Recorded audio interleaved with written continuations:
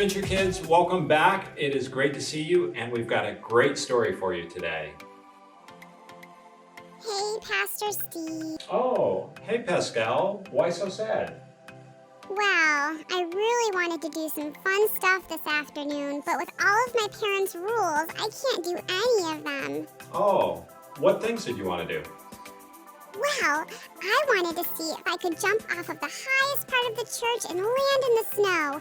Then I wanted to play a fun little game that I call Dodge Cars on the Highway. And then after that, see if I could pull a whisker off of a cat and get away without it catching me.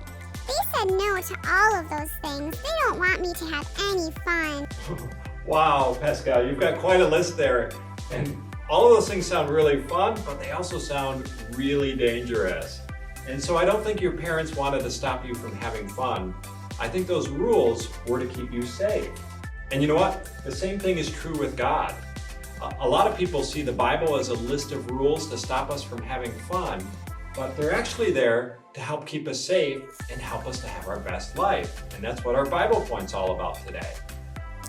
Oh, well, I can't wait to hear what happens. Me too. So let's jump right in to our Bible story.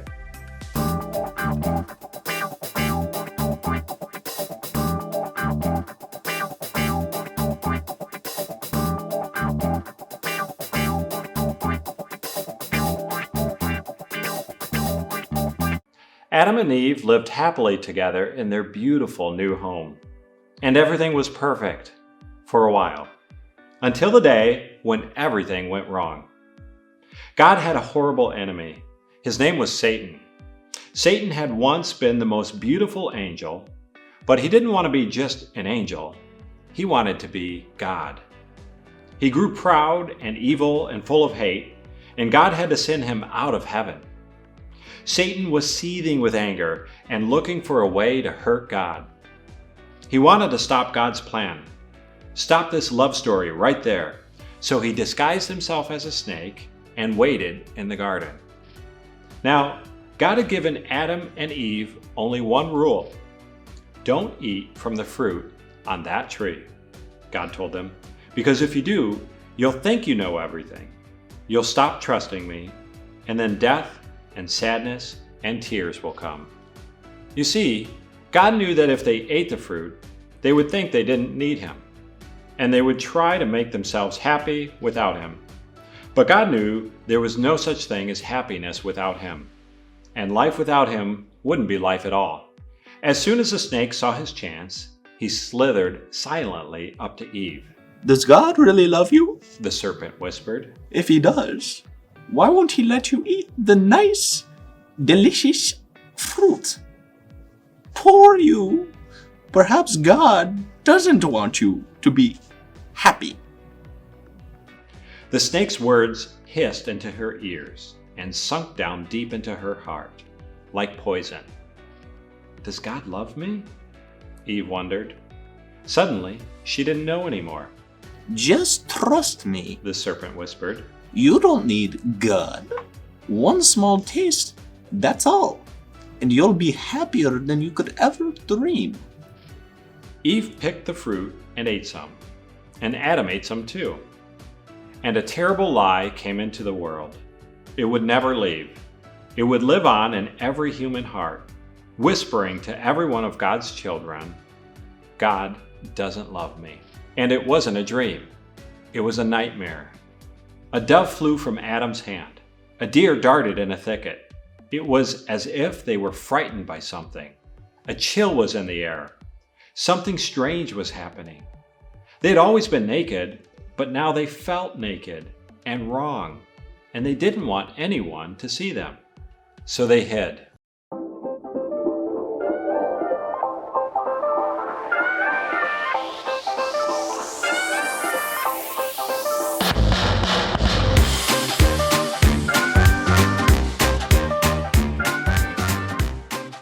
What kind of beans don't grow in gardens? Jelly beans. That there was funny. Why can't a nose be 12 inches long? Because then it would be a foot. That made you laugh. I know it did. Funny. What does a rain cloud wear under its clothes? thunderwear.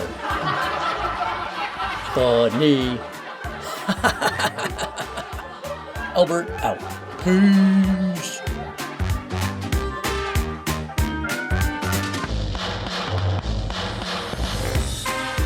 A dove flew from Adam's hand. A deer darted in a thicket. It was as if they were frightened by something. A chill was in the air. Something strange was happening. They had always been naked, but now they felt naked and wrong, and they didn't want anyone to see them. So they hid. Later that evening, as God was taking his walk, he called to them, "Children?" Usually Adam and Eve loved to hear God's voice and would run to him, but this time they ran away from him and hid in the shadows. "Where are you?" God called. "Hiding," Adam said. "We're afraid of you." "Did you eat the fruit I told you not to eat?" God asked them.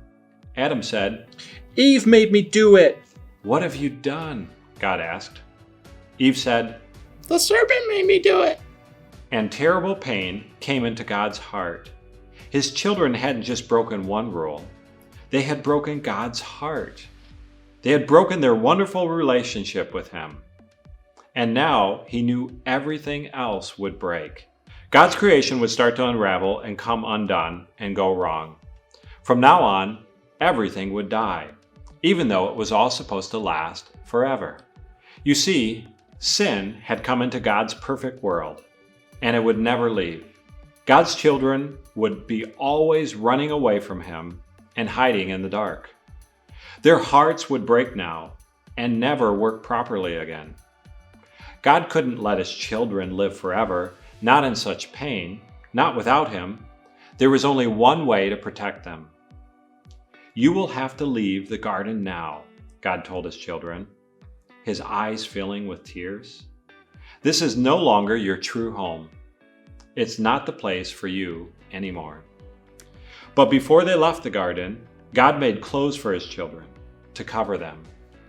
He gently clothed them, and then he sent them away on a long, long journey, out of the garden, out of their home. Well, in another story, it would all be over, and that would have been the end. But not in this story. God loved his children too much to let the story end there. Even though he knew he would suffer, God had a plan, a magnificent dream. One day, he would get his children back. One day, he would make the world their perfect home again. And one day, he would wipe away every tear from their eyes. You see, no matter what, in spite of everything, God would love his children with a never-stopping, never giving up, unbreaking, always and forever love. And though they would forget him and run from him, deep in their hearts, God's children would miss him always and long for him. Lost children learning for their home. Before they left the garden, God whispered a promise to Adam and Eve. "It will not always be so. I will come to rescue you, and when I do, I'm going to do battle against the snake. I'll get rid of the sin and the dark and the sadness you let in here. I'm coming back for you." And he would. One day, God himself would come. And that's our story. Oh, I get it. God didn't want Adam and Eve to miss out on something. He wanted the best for them. And when they disobeyed God and didn't follow that one rule, it changed everything, and it wasn't good. That's right, Pascal. God actually gave them everything they needed. He also gave them a choice so that they could trust God, or they could choose to ignore God and try to do everything on their own. In fact, God gives all of us that same choice. But God's rules make life better. Wow, I wish I knew that Bible point before this morning. Why is that, Pascal?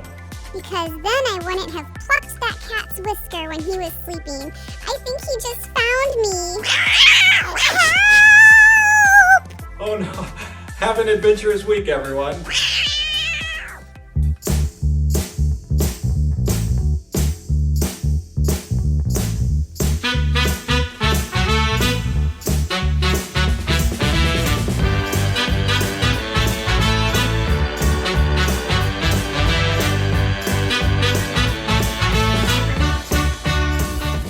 So hey Adventure Kids, this is a part of the show where you send in your questions to me, Jake, and I answer them. So let me grab my mailbag.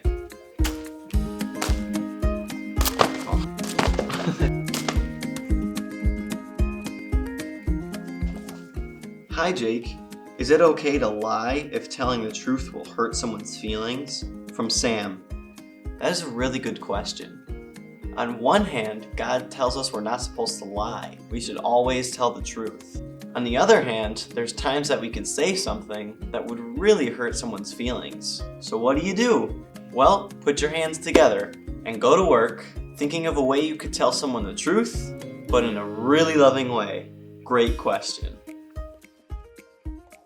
Hi Jake, how many Timbits can you eat in 30 seconds? From Mariah and Liam.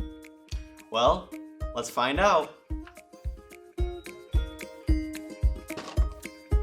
Just in case.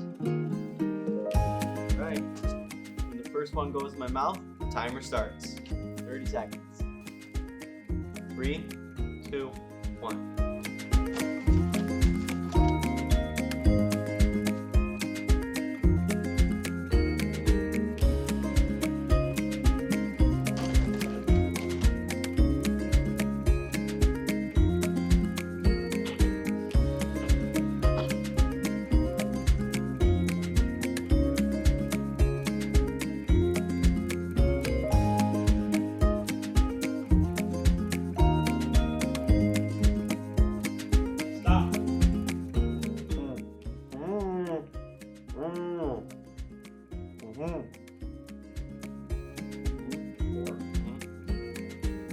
I was able to do 4.